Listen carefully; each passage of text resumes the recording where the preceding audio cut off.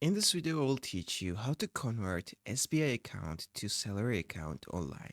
So first of all, you need to go to the SBI branch where your existing savings account is held. Take along identity proof, address proof, two recent passport size photos, and any necessary salary related documents.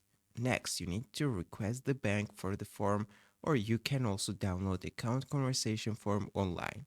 Complete the form specifying your current saving account number and details of your employer's salary account plan.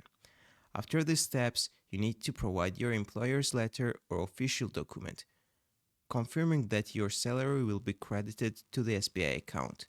This document often serves as verification for converting your account type. Once submitted, SBI typically processes the conversion within a few business days. You will be informed when the transition is complete. So that's how you can do this process. If this video is helpful for you, don't forget to click the like buttons and don't forget to subscribe.